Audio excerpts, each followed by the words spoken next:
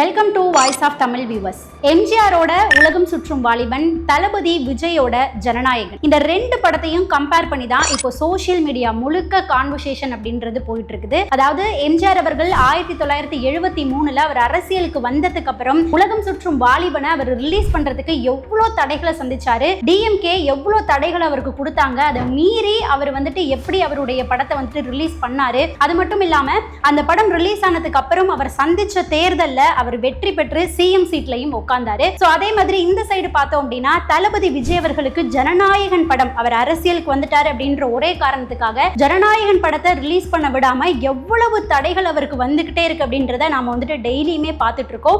So இவங்க எம்ஜிஆர் அவர்களுடைய உலகம் சுற்றும் வாலிபன், தளபதி விஜயோட ஜனநாயகன் ரெண்டு படத்துக்கும் வந்துட்டு இருக்கக்கூடிய தடைகளை கம்பேர் பண்ணி தான் சோசியல் மீடியால இப்போ கான்வர்சேஷனே போயிட்டு இருக்குது.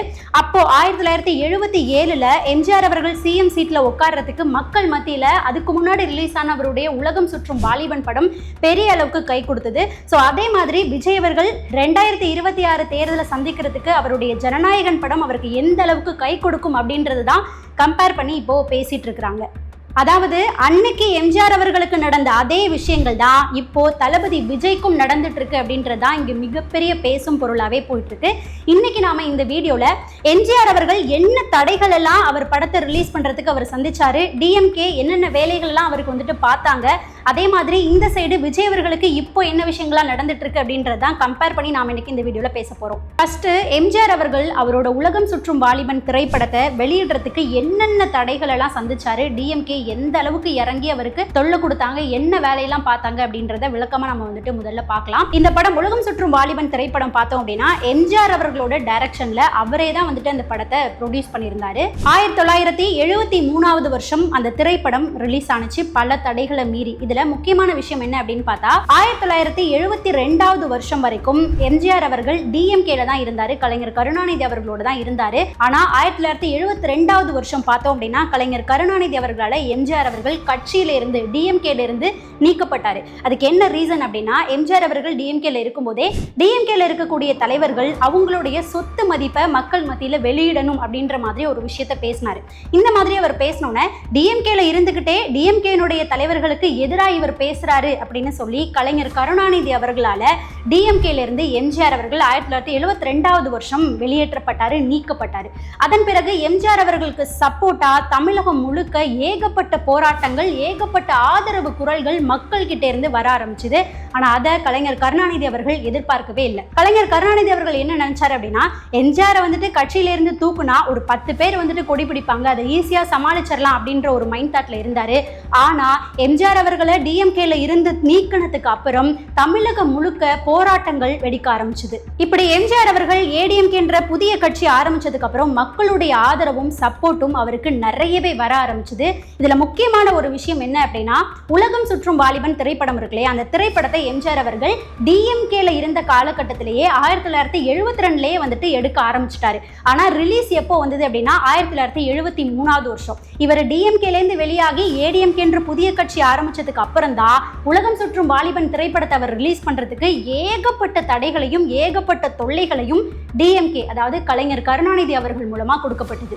இப்படி எம்ஜிஆர் அவர்கள் டிஎம்கேல இருந்து நீக்கப்பட்டதுக்கு அப்புறம் ஏடிஎம்கே அப்படின்ற ஒரு புதிய கட்சி ஆரம்பிச்சதுக்கு அப்புறம் டிஎம்கேல இருக்கக்கூடிய தலைவர்கள் மூலமா எம்ஜிஆர் அவர்களையும் எம்ஜிஆர் அவர்களுடைய ஆதரவாளர்களா இருக்கக்கூடியவங்களையும் டிஎம்கேனுடைய தலைவர்கள் ஏகப்பட்ட விஷயங்களை சொல்லி வசைப்பாட ஆரம்பிச்சாங்க. ஏறக்கூடிய மேடைகள் எல்லாத்திலையுமே எம்ஜிஆர் அவர்களும் அவருடைய ஆதரவாளர்களையும் திட்ட ஆரம்பிச்சாங்க. அந்த டைம்ல தான் டிஎம்கேவோட தூணா இருந்த மதுரை முத்து அப்படின்றவர், அதாவது இப்போ அழகிரி அவர்கள் டிஎம்கேக்கு எவ்வளோ ஒரு தூணா இருக்காரோ அந்த அளவுக்கு அந்த காலகட்டத்தில் 1972 காலகட்டத்தில் மதுரை முத்து அவர்கள் தான் டிஎம்கேவுக்கு தூணா இருந்தார். அவர் ஒரு பொதுக்கூட்டத்தில் பேசும்போது என்ன பேசியிருந்தாரு அப்படின்னா வெளிப்படையாவே, அதாவது டிஎம்கே கலைஞர் கருணாநிதி அவர்கள் அவங்க எல்லாருமே சேர்ந்து ஒரு பிளான் போட்டிருக்கிறாங்க எம்ஜிஆர் அவர்களோட படத்தை ரிலீஸ் பண்றதுக்கு ஆப்போசிட்டா.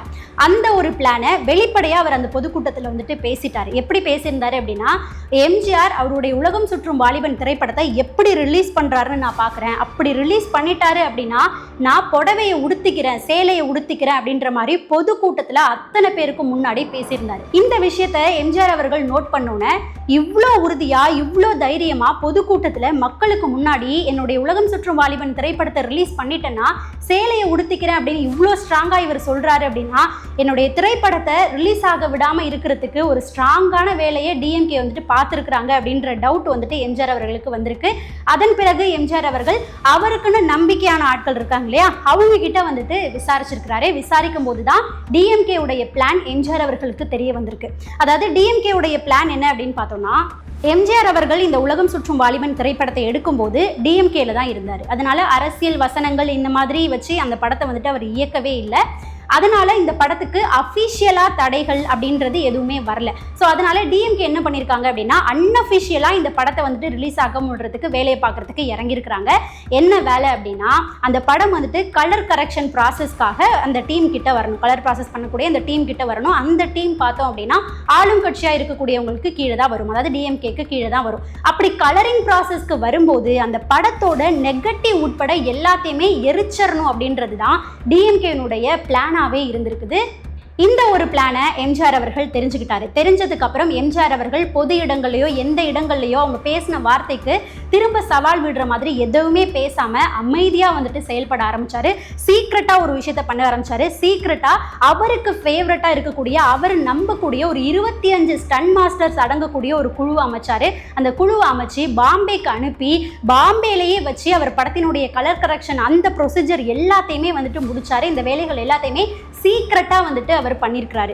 இப்படி சீக்ரெட்டா கலரிங் ப்ராசஸ் ஒர்க் எல்லாத்தையுமே எம்ஜிஆர் அவர்கள் முடிச்சதுக்கு அப்புறம் என்ன பண்றாரு அப்படின்னா எம்ஜிஆர் செய்தித்தாளில் ஒரு செய்தி வந்துட்டு வெளியிடுறாரு. 1973 வருஷத்துல இந்த தேதியில உலகம் சுற்றும் வாலிபன் திரைப்படம் வந்துட்டு ரிலீஸ் ஆக போது, இந்தந்த தியேட்டர்லாம் வந்துட்டு ரிலீஸ் ஆகும் அப்படின்னு தியேட்டரோட பேர் உட்பட எல்லாத்தையுமே நோட் பண்ணி செய்தித்தாளில் செய்தியை வந்துட்டு வெளியிடுறாரு. இதை பார்த்தோன்னே டிஎம்கே சார்ந்தவங்களுக்கு பயங்கரமான ஷாக். கலரிங் ப்ராசஸ்க்கு நம்ம கிட்ட வரவே இல்லை, நாம தான் நெகட்டிவோட சேர்த்து எரிச்சு இவரை வந்துட்டு படத்தையே ரிலீஸ் பண்ண விடாம ஆக்கணும் அப்படின்ற ஒரு பிளான் இருந்துமே எப்படி வந்துட்டு கலரிங் ப்ராசஸை முடிச்சிருப்பாரு, அப்ப அந்த ப்ராசஸே வந்துட்டு முடிக்காம இவர் ரிலீஸ் பண்றாரா அப்படின்னு பயங்கரமான குழப்பத்துல டிஎம்கேவை சார்ந்தவங்க இருந்தாங்க. இப்படி டிஎம்கேவை சார்ந்தவங்க குழப்பத்துல இருந்துட்டு இருக்கும்போது கரெக்டா எம்ஜிஆர் அவர்கள் சொன்ன தேதியிலேயே படத்தை வந்துட்டு ரிலீஸ் பண்றாரு.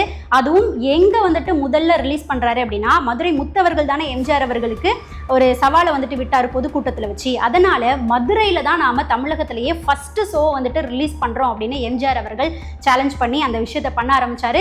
மதுரையில் இருக்கக்கூடிய மீனாட்சி தியேட்டர்ல தான் வந்து ரிலீஸ் பண்ணணும் அப்படின்னு முடிவெடுத்தாங்க. ஆனா அந்த காலகட்டத்தில் டிஎம்கேவால தங்களுடைய தியேட்டர்கள் சூறையாடப்படுமோ அப்படின்னு நினைச்சு பயந்து தியேட்டர் ஓனர்கள் படத்தை வாங்குறதுக்கு பயந்துட்டு இருந்தாங்க. அந்த டைம்ல எம்ஜிஆர் என்ன பண்ணாங்க அப்படின்னா உங்களோட தியேட்டருக்கு எந்த அளவுக்கு சேதம் ஏற்பட்டாலும் அதுக்கு முழு பொறுப்பு நான் எடுத்துக்கிறேன் அப்படின்ற மாதிரி தியேட்டர் ஓனர்ஸ் கிட்ட உறுதியை கொடுத்தாரு. அதுக்கப்புறம் தியேட்டர் ஓனருமே வந்துட்டு துணிஞ்சு படத்தை வந்துட்டு எடுத்தாங்க. சொன்ன நேரத்துல சொன்னபடி மதுரையில மீனாட்சி தியேட்டர்ல ஃபர்ஸ்ட் ஷோவை காலையில 8 மணிக்கு வந்துட்டு ரிலீஸ் பண்ணாங்க. படம் வந்துட்டு 8 மணிக்கு ரிலீஸ் ஆகுது அப்படின்னா 7:30 மணிக்கு தான் படப்பெட்டி மதுரையில வந்துட்டு இறங்குது. எப்படி அப்படின்னா தனி விமானத்துல அவருடைய 25 ஸ்டன் மாஸ்டர்ஸ் வந்து ரெடி பண்ணி வச்சிருந்தாங்க இல்லையா, அவங்களோட பாதுகாப்போட படப்பெட்டி 7:30 மணிக்கு மதுரை மீனாட்சி தியேட்டர்ல வந்து பாதுகாப்பா இறங்குது. சொன்னபடியே 8 மணிக்கு படத்தை வந்துட்டு ரிலீஸ் பண்றாங்க. அந்த 25 பேரும் தியேட்டர்ல பாதுகாப்புக்காக நிக்கிறாங்க. எந்த கலவரம் வந்தாலும் ஃபேஸ் பண்ணிக்கலாம் அப்படின்னு சொல்லிட்டு பாதுகாப்புக்காக நிக்கிறாங்க. அவ்வளோ சக்சஸா மக்களோட கூட்டம் அதுவரைக்கும் எம்ஜிஆரோட படத்துக்கு வந்ததை விட அதிகமா மீனாட்சி தியேட்டரை நோக்கி போறாங்க. படம் பயங்கரமான வெற்றி அடையுது. இதுல 1972 வருஷம் டிஎம்கேல இருக்கும்போது தான் எம்ஜிஆர் அவர்கள் இந்த படத்தை எடுக்க ஆரம்பிச்சதுனால அரசியல் சார்ந்த வசனங்கள் எதையுமே வந்துட்டு அந்த படத்துல அவர் வைக்கல. ஆனா இருந்தாலும் அரசியல் சார்ந்து நாம காட்டுற மாதிரி மக்களுக்கு நல்லது செய்யற விஷயங்களை அந்த படத்துல காமிக்கணும் அப்படின்றதுக்காக எம்ஜிஆர் அவர்கள் என்ன பண்ணாரு அப்படின்னா ஒரு சில பாட்டை வந்துட்டு டைட்டில் சாங்கா அதுல வச்சிருந்தாரு. அதே மாதிரி படம் ஆரம்பிக்கும் போதே டைட்டில் கார்டுல அவருடைய அதிமுகவினுடைய கொடி வந்துட்டு பறக்கிற மாதிரி தான் டைட்டில் கார்ட்லேயே வச்சுட்டு அதுக்கப்புறம் பாட்டை வந்துட்டு ஓட விட்டுருந்தாங்க. அந்த பாட்டு இப்போ வரைக்கும் கூட நம்ம எல்லாருக்குமே நினைவில் இருக்கும். இப்படை தோற்கின் எப்படை வெல்லும் அப்படின்ற பாடல் வரிகளை அந்த படத்தில் வந்துட்டு அவர் வச்சிருந்தாரு. கிட்டத்தட்ட அந்த படம் 250 நாட்கள் வெற்றிகரமா ஓடி அதுவரைக்கும் எம்ஜிஆர் அவர்களுடைய படம் வசூலிச்சதை விட உலகம் சுற்றும் வாலிபன் படம் மிகப்பெரிய வசூல் சாதனையை படைச்சுது. இப்படி எம்ஜிஆர் அவர்களோட உலகம் சுற்றும் வாலிபன் அத்தனை தடைகளையும் மீறி ரிலீஸ் ஆகி பட்டி தொட்டி எங்கும் எம்ஜிஆர் அவர்களுக்கு பேராதரவு அப்படின்றது மக்கள் மத்தியில் பெருக ஆரம்பிச்சது. அதன் பிறகு தேர்தலை சந்திச்சாரு. தேர்தலையும் மிகப்பெரிய வெற்றியை எம்ஜிஆர் அவர்கள் அடைஞ்சாரு. 1977 சிஎம் சீட்லையும் வின் பண்ணி எம்ஜிஆர் அவர்கள் உட்கார்ந்தாரு. அது மட்டும் இல்லாம இதுல இன்னொரு முக்கியமான விஷயம் என்ன அப்படின்னா, இத்தனை தடைகளை மீறி எம்ஜிஆர் அவர்கள் அந்த படத்தை ரிலீஸ் பண்றாரு. இதுல அந்த படத்தோட போஸ்டர் ஒட்டுவாங்க இல்லையா, அந்த போஸ்டர் ஒட்டுறதுக்கு கூட அந்த போஸ்டருக்கு கூட அதிக அளவுல அவருக்கு வரியை போட்டாங்க. அதனால எம்ஜிஆர் அவர்கள் அந்த போஸ்டர் அடிக்கிறது கூட ஃபாரின்ல இருந்து தான் அடிச்சு எடுத்துட்டு போஸ்டரே ஒட்டினாங்க. ஸோ அந்த அளவுக்கு டிஎம்கே இறங்கி எம்ஜிஆர் அவர்களுக்கு தொல்லை கொடுத்தாங்க. ஸோ அத்தனை தடைகளையும் மீறி படத்தையும் ரிலீஸ் பண்ணி சிஎம் சீட்லையும் எம்ஜிஆர் அவர்கள் உட்கார்ந்தாரு. ஸோ அதே மாதிரி தான் இந்த சைடு தளபதி விஜய் அவர்களையும் கம்பேர் பண்ணி பேசிட்டு இருக்கிறாங்க. தளபதி விஜய் அவர்கள் அரசியலுக்கு வந்ததுக்கு அப்புறம் 2026 தேர்தலை சந்திக்கிறதுக்கு முன்னாடி கடைசி படமா ஜனநாயகன் படம் இருக்குது. அந்த ஜனநாயகன் படத்தை ரிலீஸ் பண்ண விடாம அவர் அரசியலுக்கு வந்த ஒரே காரணத்துக்காக எவ்வளவு தடைகள் அவர் சந்திச்சுட்டு இருக்கிறாரு அப்படின்றத நாம பார்த்துட்டு தான் இருக்கிறோம்.